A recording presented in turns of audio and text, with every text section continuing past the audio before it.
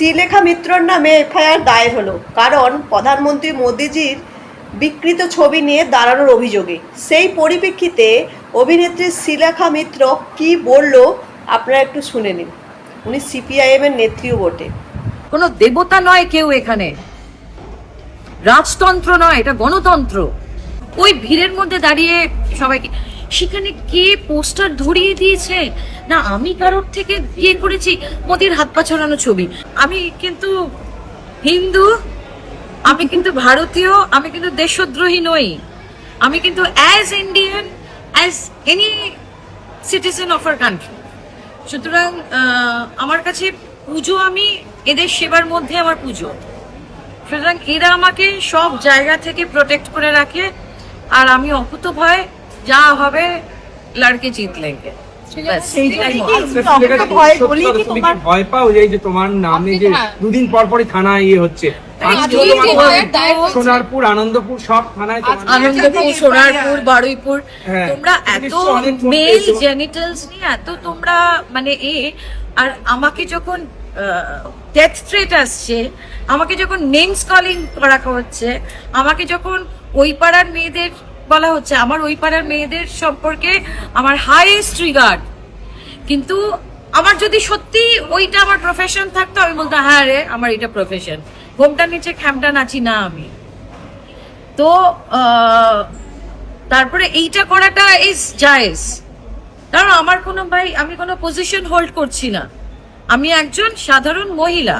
এবার আমি একটা আমার ভিডিওতে বলেছিলাম, এই যে এখানে অনেকগুলো মেয়ে, বেশিরভাগ মেয়েরা দাঁড়িয়ে রয়েছে, আমি বলছি তোমরা যখন কোনো পুরুষের সাথে কথা বলো, তোমরা কি তার প্যান্টের চেনের দিকে খেয়াল করে কথা বলো?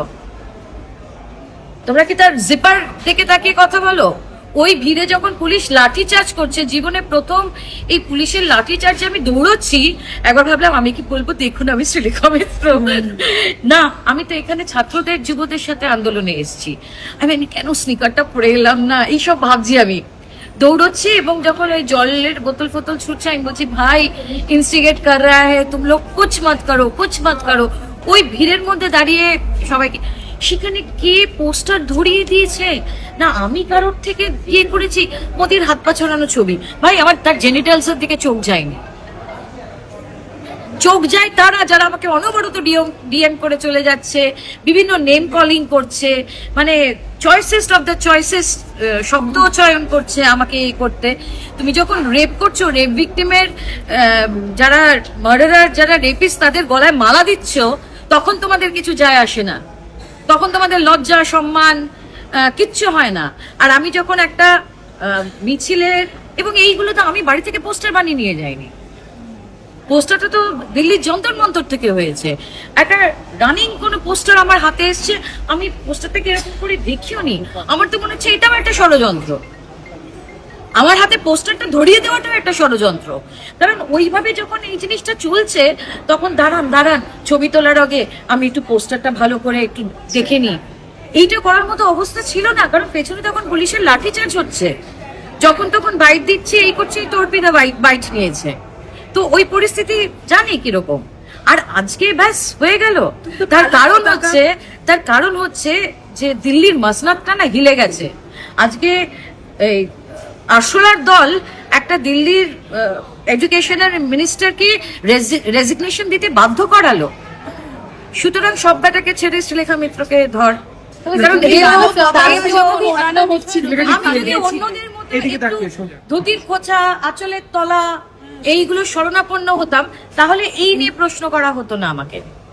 তাহলে আমার নামে এটা তো একসাথে মিলে এফআইআর করছে, এটা তো পুরো একটা প্ল্যান্ড ওয়েতে আমাকে ইয়ে করার চেষ্টা। আমি বলেছি করুন না, অ্যারেস্ট করবেন তো। আমি একাই, যদি দলও না থাকে আমি একাই লড়বো, আমি আবার আন্দোলন করব, আমার তাতে কিছু যায় আসে না ভাই। কারণ আমার যেটা ঠিক মনে করি সেটা আমার ভোটটা সিপিএমকেই আমি দেবো সারা জীবন, যতদিন বাঁচবো। আমার জায়গা এদিক ওদিক হয় না। কিন্তু সেখানে আমি সিপিএম এরও যখন আমাদের অভয়ার মাকে নিয়ে যখন গান বেঁধেছিল, আমি কিন্তু সেইটারও বিরোধিতা করেছিলাম। আমি সিপিএম এর রেড ভলেন্টিয়ার যখন কুকুরের এইটাও করেছিল, আমি তখনও তার বিরোধিতা করেছিলাম। আমার দল মত আমার কিন্তু আগে আগে এরা, তারপর পার্টি, তারপর সবকিছু। সুতরাং কি করবেন, আমাকে আমার মৃত্যু ভয় নেই। কোথাও কি মনে হয় তুমি অপমান করেছো, এটা বলা হয়েছে? এবার আমি সব বলে দিয়েছি, এবার আমার মুখে আর কোনো কিছু পারোকা বলে কি সূক্ষ্ম তোমাকে বারবার মানে টার্গেট করা হচ্ছে? কারণ পারি কদিন আগেই তুমি একটা ভিডিও শেয়ার করেছিলে, ভিডিওয়ে কথা বলেছিলে যে সেখানে তুমি একটা কমেন্ট করা হয়েছিল বাজেভাবে, কিন্তু তুমি বলেছিলে তোমার অনুরাগীরাই সেখানে তোমার হয়ে উত্তর দিয়ে দিয়েছিল। আমার অনুরাগী জানি না, যারা আমার মতো সত্যি কথা বলে, সৎ পথে চলে। শোনো, যারা আমরা এই আন্দোলন করি এবং সঠিক ইতিহাসের সঠিকের পান্নায় থাকার না একটা লোভ আমার, যে আমি যখন চলে যাব, মরে যাব, লোকজন বলবে এই ভদ্রমহিলা না, মানে যেটা ঠিক মনে করেছেন, যেটা নিজের লাভ না দেখে যেটা উনি ঠিক মনে করেছেন সেটা করেছেন। আমি যদি পোস্টারটা দেখতে পেতাম, আমার কি এই রুচি যে আমি এইটা এরকম করে দেখতাম আর গম্ভীর হয়ে, মানে ভীষণ সোবার গম্ভীর হয়ে আমি পোস্টারটা ধরে আছি?